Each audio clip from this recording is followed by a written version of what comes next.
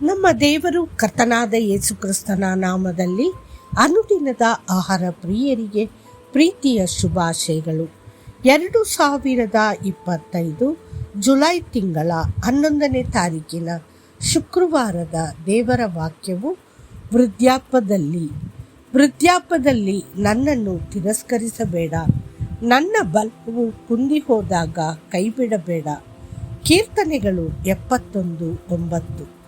ದಾವೀದನು ವೃದ್ಧಾಪ್ಯದ ಬಗ್ಗೆ ಯೋಚಿಸಿದಾಗ ಅಂತಕ ಮತ್ತು ಭಯವು ಅವನ ಹೃದಯವನ್ನು ಆವರಿಸಿತು.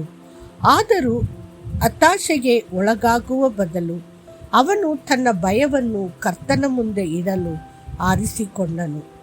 ಅವನ ಹೃತ್ಪೂರ್ವಕ ಪ್ರಾರ್ಥನೆಯನ್ನು ಕೇಳಿ, ಕರ್ತನೇ, ನಾನು ವೃದ್ಧನಾದಾಗ ನನ್ನನ್ನು ಕೈಬಿಡಬೇಡ.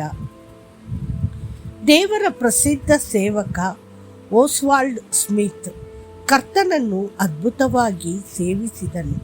ಅವನು ಒಂದು ದೊಡ್ಡ ಚರ್ಚ್ ಅನ್ನು ನಿರ್ಮಿಸಿದನು ಮತ್ತು ಅನೇಕ ಶಕ್ತಿಶಾಲಿ ಪುಸ್ತಕಗಳನ್ನು ಬರೆದನು. ಅವನಿಗೆ 2 ಗಂಡು ಮಕ್ಕಳಿದ್ದರು. ಅವರಿಬ್ಬರು ಅವನ ಚರ್ಚ್ನಲ್ಲಿ ಪ್ರಮುಖ ಧರ್ಮೋಪದೇಶಕರಾದರು. ಅವನು ಗೌರವಾನ್ವಿತ, ಪ್ರಭಾವಶಾಲಿ ಮತ್ತು ಭೌತಿಕವಾಗಿ ಯಾವುದರ ಕೊರತೆಯೂ ಇರಲಿಲ್ಲ.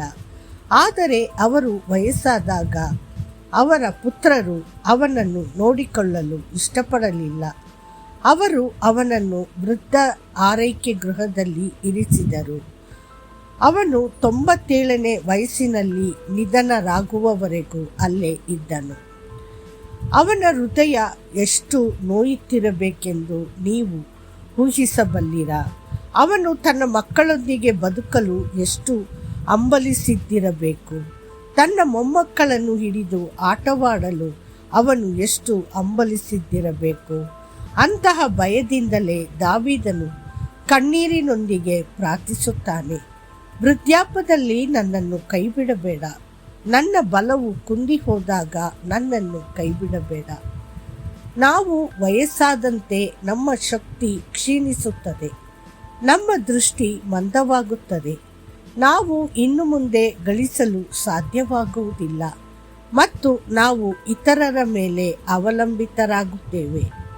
ಆ ಹಂತದಲ್ಲಿ ಜನರು ನಮ್ಮ ದೌರ್ಬಲ್ಯವನ್ನು ನಮ್ಮ ವಿರುದ್ಧ ಬಳಸಿದರೆ ಅಥವಾ ನಿರ್ದಯ ಮಾತುಗಳಿಂದ ನಮ್ಮನ್ನು ನೋಯಿಸಿದರೆ ನಾವು ನಮ್ಮ ಹೃದಯದಲ್ಲಿ ಸುಲಭವಾಗಿ ಪುಡಿಪುಡಿಯಾಗುತ್ತೇವೆ.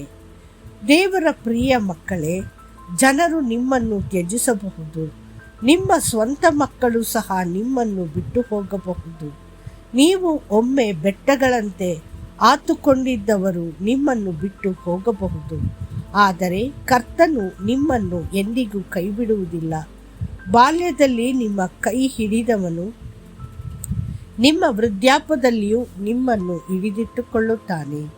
ಇಲ್ಲಿಯವರೆಗೆ ನಿಮ್ಮನ್ನು ಹೊತ್ತುಕೊಂಡವನು ನಿಮ್ಮನ್ನು ಹೊತ್ತುಕೊಂಡು ಹೋಗುತ್ತಾನೆ, ಸಾಂತ್ವನ ಹೇಳುತ್ತಾನೆ ಮತ್ತು ರಕ್ಷಿಸುತ್ತಾನೆ.